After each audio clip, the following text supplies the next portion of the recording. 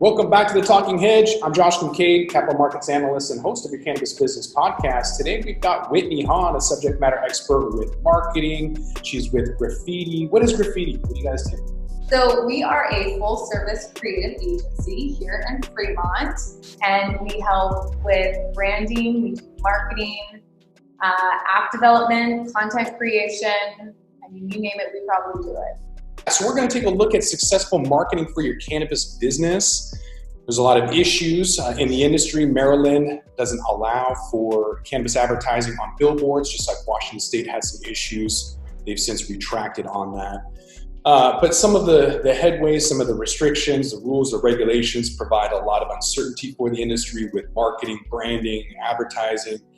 So it's funny to see a Christmas miracle when the Washington court overturned a marijuana sign rule that banned a string of lights selling pot. So it's pretty ridiculous that the Liquor and Cannabis Board had to go to court over Christmas lights selling pot. You really can't advertise, you can't market, you can't do anything. You see a lot of these articles about how to win over cannabis consumers through media, and yet the number one brand on this article for the hottest brands is under investigation for selling illegal products.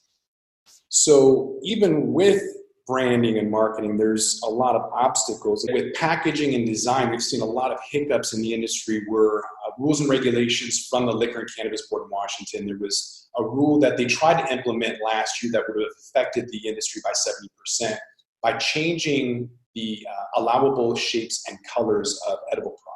Right. So just simple stuff like that where an industry or regulators that don't understand the industry try to implement rules that, they think that colors are going to affect or be targeting children, and yet that same liquor and cannabis regulator has pink bubblegum vodka.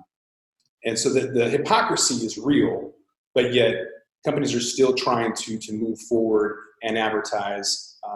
And I think that's going to be the main point, especially this year with vaping. You see a lot of companies with vaping not being able to use social media influencers. So Facebook and Amazon just banned social media influencers with vaping. So even more. You mentioned geo-targeting, which is huge. A lot of companies aren't using data at all. So they'll use, if they have money and if they have a plan, they'll probably look at just general targets or channels like TV or radio, newspapers, online. They might use social media influencers, billboards, buses.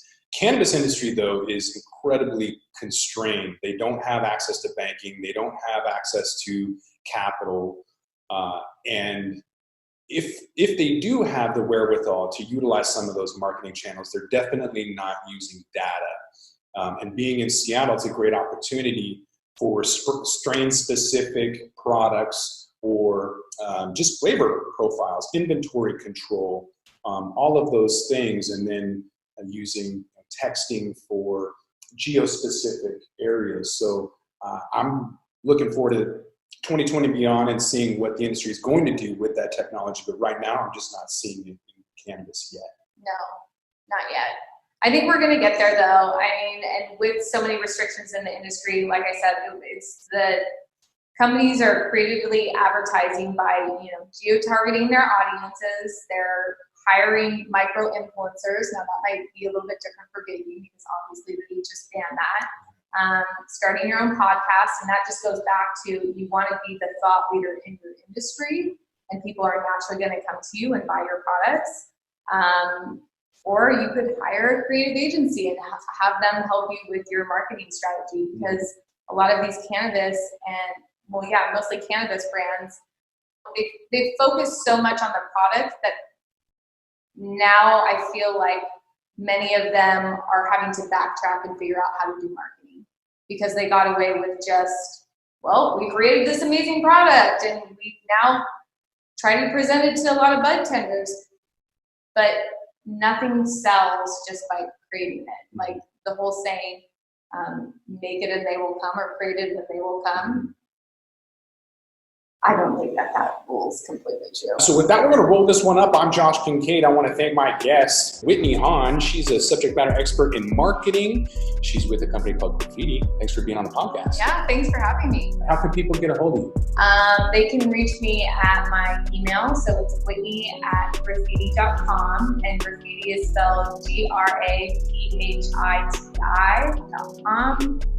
And I'm Josh Kincaid. This is the Talking Hedge. Don't forget to like, share, and subscribe. Or don't. And I'm out.